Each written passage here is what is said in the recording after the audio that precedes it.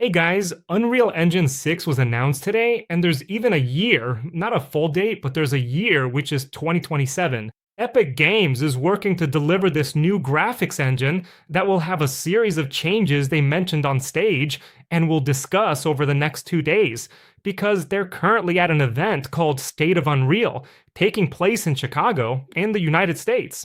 And it's a 2 day event with top experts from Epic Games to bring these updates, what the future of Unreal is, what you can do, and also for people to network and make connections. So I want to bring you what was discussed during the presentation event. And despite being an event opening, it already covers the main topics that will be worked on throughout the entire event, which are indeed the most important for the graphics engine. So if you want to know everything involving Unreal Engine 6 and Unreal Engine 5, what's happening, this is the video, both from the perspective of how it will affect your gameplay to those of you who want to work with 3D, like, game creation, want to understand this industry. Tim Sweeney said some very important things about it, and there's news that's like jaw-dropping. So subscribe to the channel if you haven't already, and let's check out the news. First of all, the event, it started by showing several videos there of really incredible things being made through an Unreal Engine. Then they moved on to the announcement of Unreal Engine 5.8, which was in preview, and now you can already download Unreal Engine 5.8 to use, and it came with a series of new features. The main point of Unreal Engine 5.8, as we're seeing, and as was mentioned during the event, is the stability involving the entire structure of Unreal Engine. So they're trying to bring more robust code, the development-based part of Unreal Engine, with more optimization, with more stability. In fact, it was a statement by Tim Sweeney later on that Unreal Engine 6, it will come in the sense of, and it's what they're working on now, not focusing so much on graphics, they'll focus more on the structural part. And there's a very good explanation that Tim Sweeney gave, and I'll comment on it here, okay? So they said that during these lives that will be broadcast, they'll also work on this aspect. Right, you'll be able to see with this hitch hunter here, problems involving hitching when we have there in the graph, right, of optimization, there's a peak. So when there's something wrong, a long frame, a frame that takes a long time to be rendered, there's the hitch, and then they're gonna have a whole live to talk about that. Afterwards, they showed and commented on the presence of a major new feature for Unreal Engine 5.8 and also for Unreal 6, which is mesh terrain. Before we had a map based on the height map, right? We had a landscape based on the height map. And now we have a terrain that is actually a mesh. And the cool thing about it being a mesh is that you can do all kinds of deformation. Plus, you can also do these paintings, work with textures and materials in a much more complex way. And the cool part is that it's also compatible with PCG. So Unreal Engine has been focusing a lot on this, and even Fortnite, it's being implemented in a robust way. All the technologies we talk about regarding Unreal, all these new features, Fortnite has been implementing them. So, mesh terrain, they went over that, and then they started talking about something that I honestly thought was one of the big highlights of this event. And that's gonna have a direct impact on practically the vast majority of creators who want to tell a story, some make a cutscene, a 3D animation. Because a while ago, Epic Games bought Meshcapade, which is a company specialized in transforming 2D movements, well, even more complex 3D processing into movements, animations for your character. And that's fantastic. I always mention here that when we're going to tell a story, we humans usually base it on relationships. We aim for usually humanoids or humans, people, bipeds, and it's necessary for us to do the creation of a character and then bring it to life. And life comes through the voice and it comes through the movement, which in 3D, it translates into the fact that it's a 3D animation. And then they bought this company, and as I was already imagining, and I made a video a while ago here on the channel, they took this technology and made it available for free. So you'll be able to take your video and turn it into animation. Oh, Neri, man, cool, those guys are working on that, right? It's coming later on. No, that's available right now. I haven't tested it yet, okay? I don't know how robust it is, how easy it is. Usually it comes out broken and with a lot of difficulty, but the plugin is already available for Unreal Engine 5.8, so you can use it, man. Man, cool, right? Later on, I'll definitely bring a video about this. And of course, with compatibility with MetaHuman. But the Unreal Engine system currently allows us to do retargeting very easily. Back in Unreal 4, when I started messing with it, I thought it was horrible, really horrible, because it was so hard. You had to do all the bone transformation, and now Unreal already does that for you very nicely. And the cool thing is that you can take all kinds of acting, right? It also captures the facial expressions part, the hand, and look, very cool. There's a little video here that it was already ready, right? It doesn't have to be your own video. You can take the animations from some other place you saw, and there's also that, right? Unreal Engine now lets you work with characters that aren't just realistic.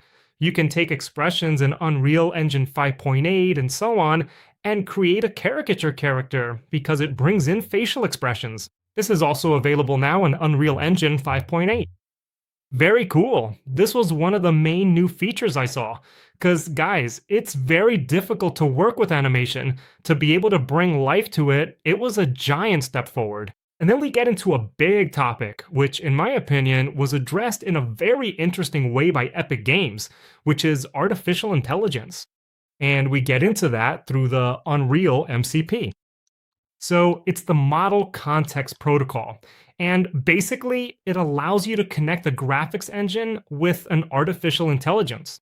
So the AI can read a whole lot of stuff from the graphics engine. And because it's made by Unreal Engine itself, and because it's something that will be worked on continuously over time, it brings countless possibilities for us to create incredible things. This was a topic much discussed by Epic Games, how this is just the beginning, and how they're working so that we can have even more powerful things. And then they show that the server supports Claude and other models, whether from Anthropic or from OpenAI itself, Google, Microsoft, for you to be able to connect and work. And look at some of the examples they brought. Basically, it works like this, right? And I'll bring videos about everything I'm talking about here on the channel, so subscribe now if you want to stay in the loop. He's saying here, put some modern furniture. Here he's using Claude, which in my test has been really superior. Like that. So he understands the scene and puts the items in the correct places. That doesn't stop you from taking it by hand and placing it. It will search your library of items and place them. I've already tested this, okay, with other tools that weren't from Epic Games, and it works very incredibly. I created an entire city here using this. And it was the example they showed only with PCG. So look at the creation of an entire city using MCP, using artificial intelligence. Notice in the sea, right? There's this island, and then you'll see that there's the outer part. And the coolest thing about what was created is that they can drag some sections and it's not fixed. It will, change automatically. And Epic Games PCG is created in a way that thinks about optimization. So of how this will be drawn on the screen, of how this will be loaded in a much more robust way. And you can go there and create your PCG, and behind the scenes, Unreal Engine, update by update, will take better care of the optimization for you. This is the path that Epic Games started on Unreal 5, and that many people didn't understand.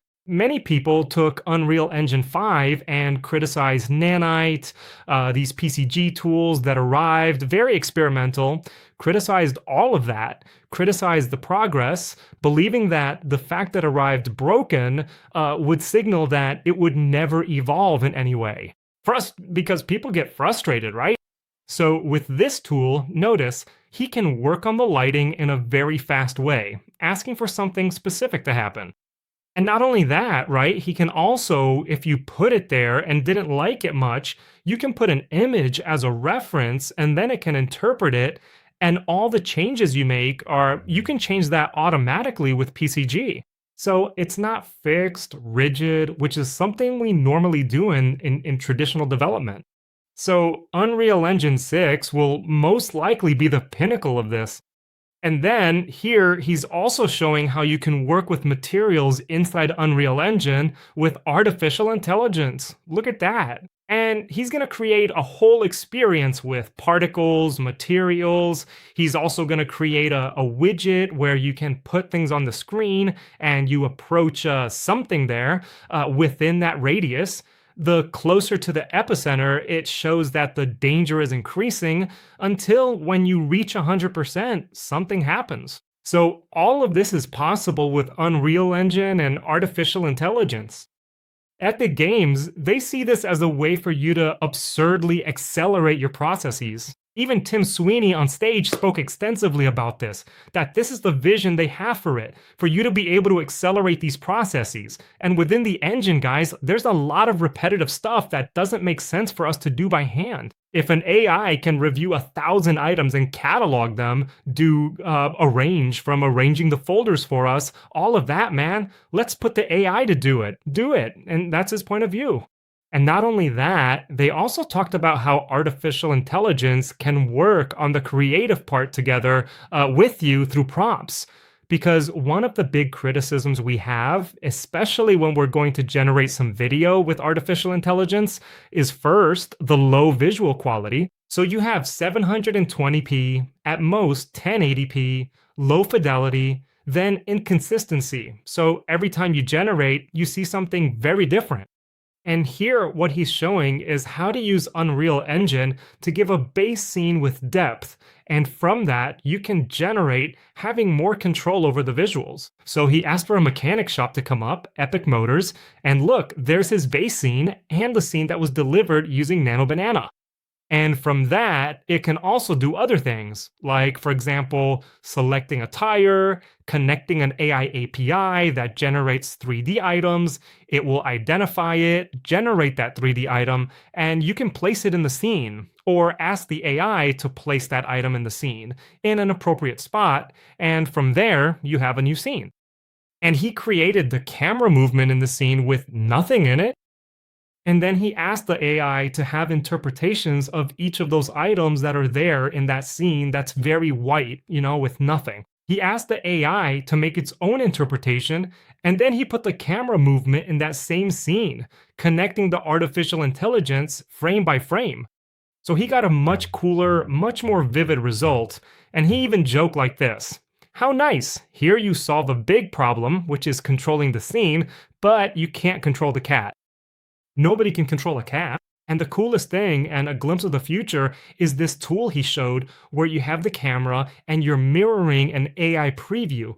Not frame by frame, not in real time, because that's very heavy, right? But he has a preview by changing the prompt. So he's saying, man, apartment on fire, an apartment immersed in water, or else several other different styles. And then this keeps happening, something that people have been doing widely in the community, and they showed several fantastic examples. So this will allow us to be able to create things very, like, our imagination will be the great engine of what we'll create in the next era involving 3D and 2D.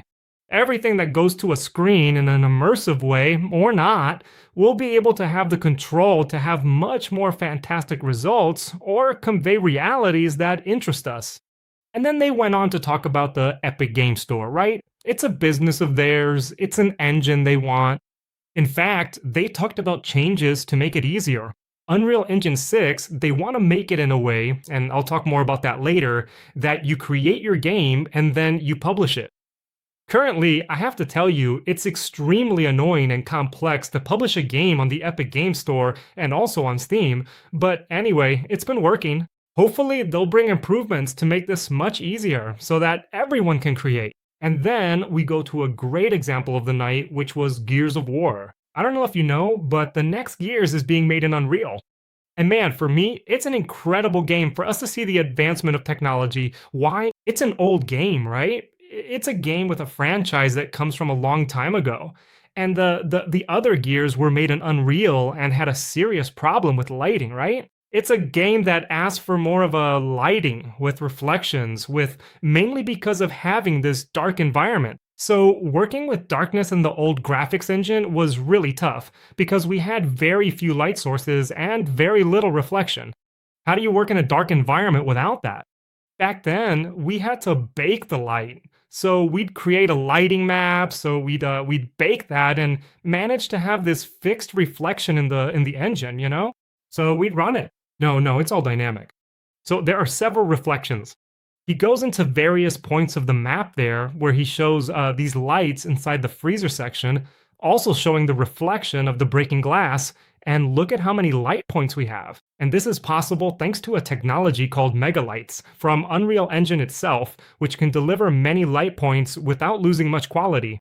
So Gears is quite interesting from this point of view because there are several objects simulating physics. They also showed the lighting reacting to the environment while he shoots, particles, lots of beautiful stuff. And it's a game that, being very dark, will benefit a lot from Unreal Engine. And it's really cool to see this evolution, especially when he goes out into the street and you see the whole atmosphere, which is dark, but even so, you can see things in high definition. And it's not that like absolute black in every corner.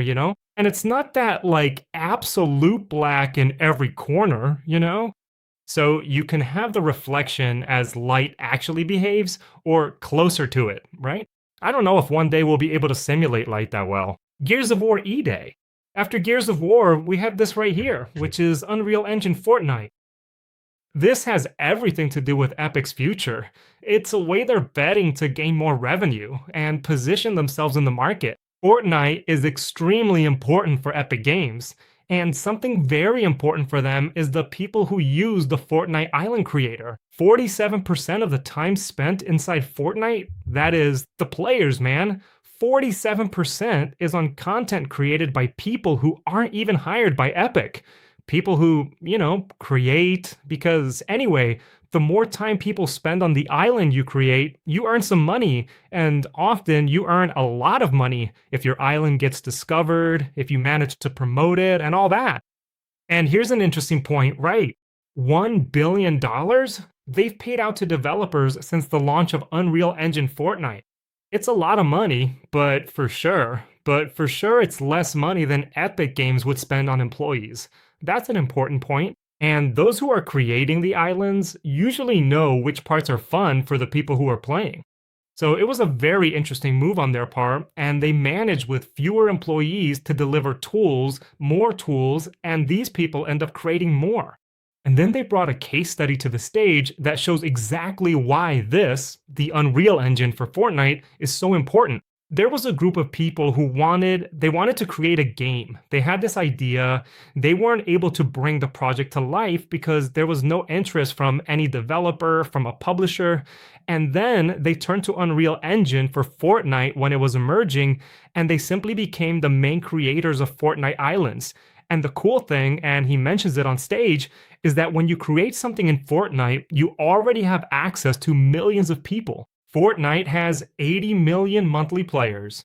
I believe it's a lot of people, and eventually these people get bored of the main modes and want new experiences. So this group got together. Instead of going through all the work of creating a game from scratch, thinking about marketing, thinking about every mechanic, they were able to do these things, but more tied into Unreal Fortnite, which already has immediate publishing, and that's very difficult to be able to publish, and sometimes you end up in a sea, right? A sea of Steam, of Epic Games. Here, no, you already start with a potential audience. Besides that, Epic Games is also strengthening ties in a way that I even thought they were going to announce that Disney bought Epic Games. Seriously? They strengthened the bond in an absurd way.